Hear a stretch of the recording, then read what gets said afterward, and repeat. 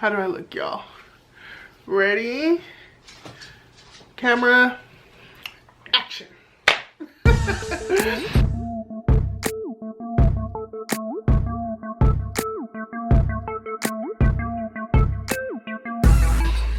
Hello everybody, welcome back to my channel. I am Alexia Nicole and I'm living my life by design.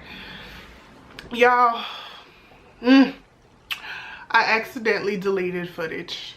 A lot of footage. A lot. And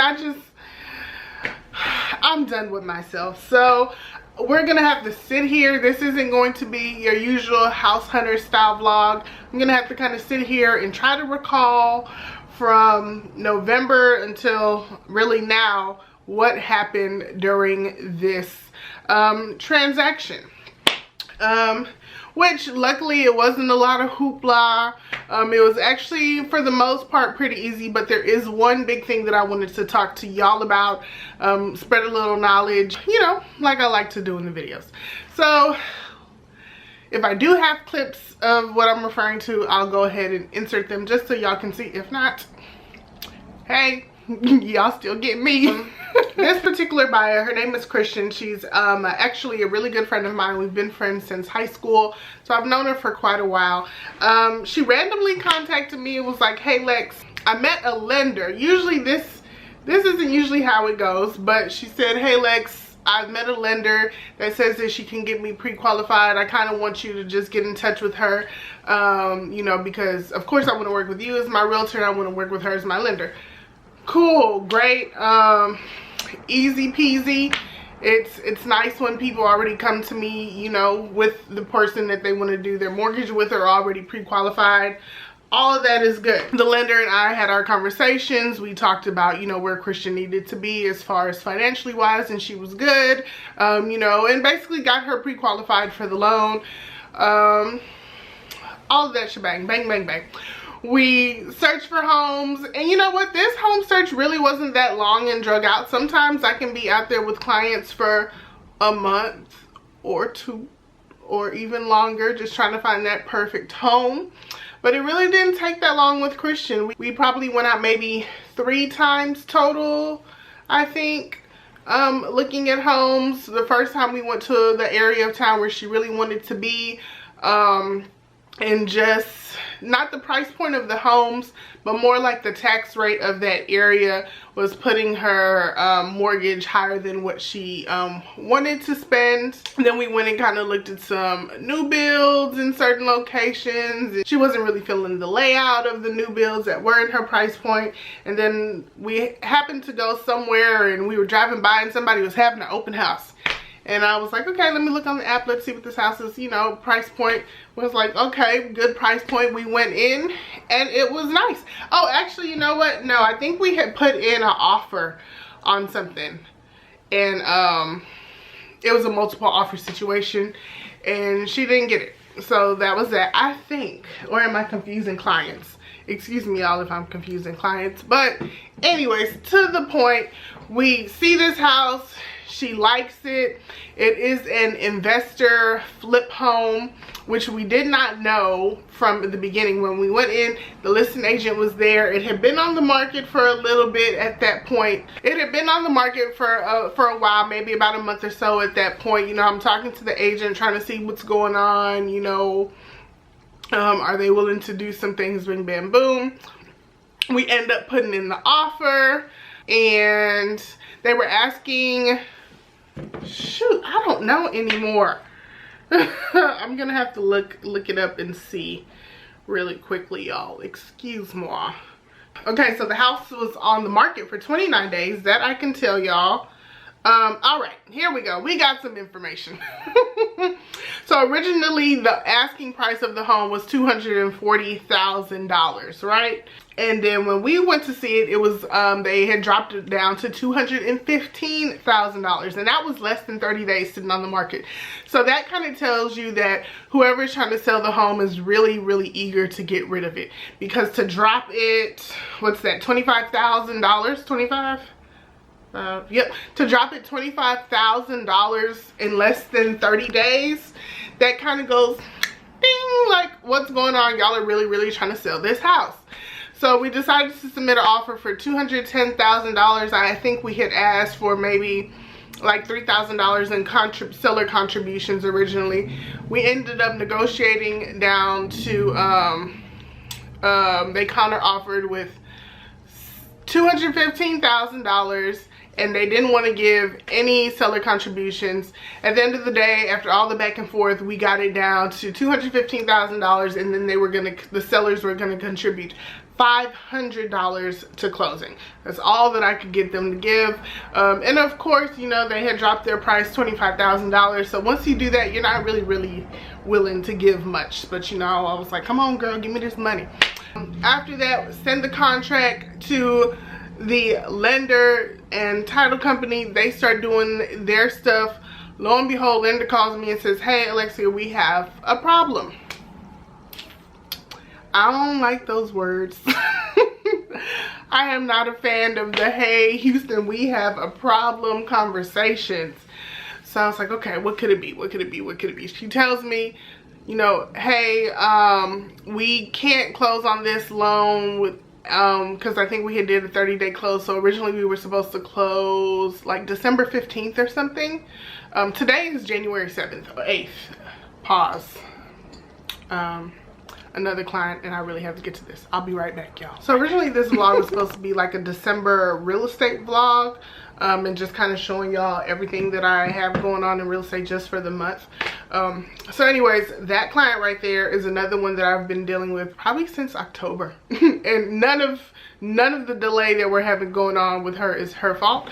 But I'll just save that for a separate vlog. Anyways, back to Christian.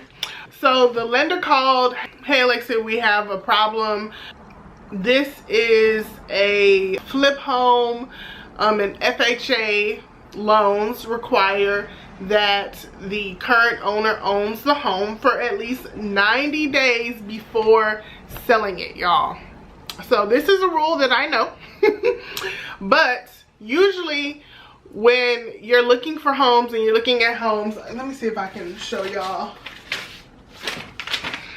Let's just have it. Yes, okay. I want to give y'all an example so y'all can see it. And I might just put it up on the screens too if y'all can't really see it here. So usually when you're looking at homes on our multiple listing service, the multiple listing service is what real estate agent, the portal basically that we go to, and we look and we see all the homes that's listed for sale in our area in Houston, really in Texas, really anywhere. So when we do that, we go on there, and then at the bottom of the page there's this, can y'all see? There's this section that says finances, and it tells you right here what, focus, it tells you right there what type of loans that this house or this seller can accept. It's, you know, so one, because that was a house that we just popped on by, I didn't get a chance to look at that. Two, the listing agent didn't mention it when we went to the house. I never sent her Christian's pre-qualification letter either, because sometimes usually with homes before you get to go see them, a lot of agents will request that you send their pre-qualification letter. Just to verify that, you know, this person is a real buyer and they're not just really wasting your time. Sometimes people ask for that, sometimes they don't. It's really kind of like a 50-50 thing. It's really kind of also more like a price point thing as well. So that would have been an opportunity for us to say, oh hey, you know, this is the situation here. Even when I submitted the contract and she saw in the third-party financing addendum that this was going to be an FHA loan, I never asked her and she never told me. So let's just say we both dropped the ball. I like to own where I fumble. Okay, whatever. Which, yeah. So Felicia gets the contract, the lender. She's like, hey, we won't be able to do this because this is a flip home, and according to FHA regulations, the person that owns the home, it has to be in their name for at least 90 days before they can sell it, or somebody can acquire it with a FHA loan. So I was like, At first I was a little frustrated by that because I was just, you know, mad at the lack of communication. I'm a huge communication person, y'all, and when communication gets dropped on my end or the other person's end. It just frustrates me really, really bad.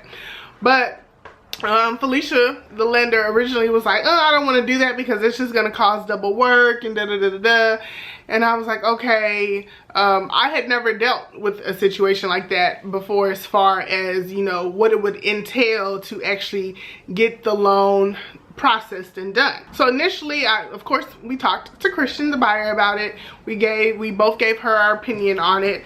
I was, you know, for me, I'm always just kind of like, what do you want to do? But then Christian was like, well, I trust you. You know, like, this is her first time purchasing a home. You know, what do you think the best option is? And honestly, I would have been okay moving on and going to look for another house. But the listing agent called me, team leader of this listing agent or whoever, somebody else called me from the team, not the lady that I met at the open house, not the lady that I had been communicating with, but somebody else. And she was like, hey, we can get this done. We'll just have to do A, B, C, and D, and D. And I was still like, I don't know. Let me talk to the lender about it, because at the end of the day, all the things that truly needed to get done would be on the lender's end, not so much my end. I just wanted to make sure that this was something that Felicia would be able to handle or manage or whatever the case may be. So eventually Felicia was like, you know what, we can get it done. It'll just be double work for you and I, because I did have to rewrite the contract. But other than that, you know, we can make it work. So long story short, we had to figure out when the deed was recorded and then count 91 days from there to be able to rewrite the contract. So we wrote up the original contract and moved forward with everything like it was normal, right? They got Christian's loan processed and got it to, you know, the approval point, which probably took about 2 weeks. Title company did everything on their end, as far as title insurance and all of that. And then it was like, okay, we've got everything done. Now let's go ahead and cancel the contract. Y'all, I was like, okay. Oh wait, rewind. So in the midst of getting all of that done, of course we did a home inspection. I think I might have some clips from the home inspection. It's called a sediment trap. You familiar with those? Oh yeah, I just dealt with one of those. Yeah, they got one, and it's supposed to be come like this and make a turn, and the sediment trap is supposed to be in the pipe. They got it straight, and it's not going to be effective like that. It's not going to be effective. Gotcha. It's not going to work right. Yeah. All right. But other than that, all of the structure look good. I know the supply is good. I ain't found no water leaks. Okay. Like That's good. So, well, I think you'll be okay dealing with the house. Just minor stuff. Just minor stuff. Yeah. Okay. Let me go look at that tub because, oh yeah, so screens and stuff. Screens. Lovely. She's just moving. I've been running into a lot of relocations that can't make it out. Oh no, she's just at work. She's UPS or USPS. So yeah, because we were looking at this like they tried to seal. I don't know what they tried to do there, but then the jets don't work at all. Yeah, this button here will not turn it on, and it's a switch in there, which is a GFCI, which is required. Oh, down there. Yeah, it doesn't work. It won't reset. A few things came back on this property for the home inspection, right? The appliances in the kitchen were a little like, not working. The tub in the primary bathroom is like a jacuzzi tub, so it has like the little buttons and, you know, it turns on the jets, the jacuzzi jets. That function wasn't working. The home needed to be cleaned, yard manicured. Am I forgetting anything? And then I think it was, oh yeah, and then just the air conditioning and heating units needed to be serviced. So these are things that we asked for, and of course, at first they came back and they were basically like, they didn't really want to do any of it. And I was like, well, first of all, y'all aren't giving any money towards closing. The microwave, something was going on with the microwave. The stove didn't work at all. and the dishwasher wasn't like plugged in, or like it was just all wonky. And I was like, y'all don't want to do nothing? So you want my buyer to move into this house with appliances that don't work at all, and it doesn't have a refrigerator, so she'll have to buy a refrigerator. So I was like, no, if y'all can't do that, then we're not gonna make this happen. So long story short, back and forth, I ended up getting them to agree to everything that we asked for that were major. So they replaced all the appliances in the home, and they got the tub fixed. They got the air conditioning, heating serviced. Oh, and there was like a screen door that was like about to fall off, and I asked Christian, I was like, do you really want the screen door? You want them to fix it, or they can just remove it? And she's like, I don't really want it. So we had them completely remove that. They got the yard manicured. There was a lot of like little ant piles and stuff kind of up under. They had somebody come out and take care of that. So everything was done. So now, move forward to, all right, time to cancel the loan. So I was like, okay. So sent out the amendment to back out of the contract. Then we had to get Christian's money back from the title company.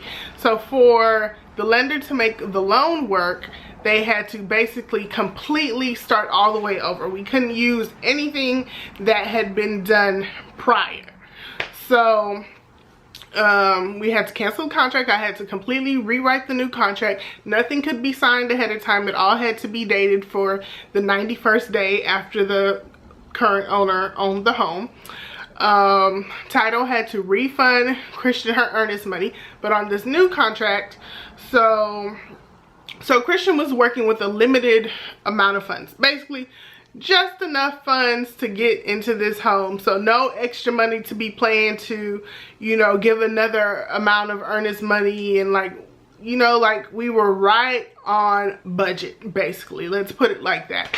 So that was one of my main concerns in the beginning, you know, just making sure if we have to refund her earnest money, is it going to get back to her in time to be able to resubmit earnest money again? And all of those type of things. So I ended up working it out with the listing agent. Hey, we'll give you earnest money on the first contract, but the second contract we're gonna do $0 earnest money, $0 option fee, so she doesn't have to fork up any funds then, because what we were planning on doing was getting this house closed in a week. Because remember, title had already did what they needed to do, and the lender had already done everything that they needed to do.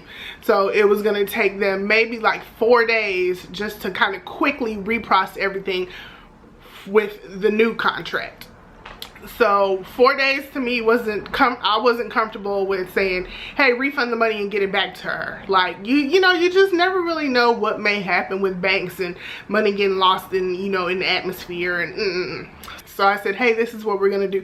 No earnest money on the new contract, no option fee. We're just gonna, you know, dead that. And so she agreed. So it made me happy. I was comfortable with that. So then we got to the closing table today, and the earnest money was still given, basically paid. So y'all remember, earnest money is the money that is 1% of the cost of the home that you put down, kind of like a security deposit, I guess you could look at it that way. But since it was refunded to her because we canceled out the first contract and the second contract we didn't give it, she basically paid it with her closing costs instead. So they still got it. Everything worked out perfectly. Yeah, that's really it, y'all. Like I said, I think I summed that up pretty quickly. Yeah, and then I should send everything to somebody else, and I'm still gonna send the file. I'll probably just already send everything, and then. Okay.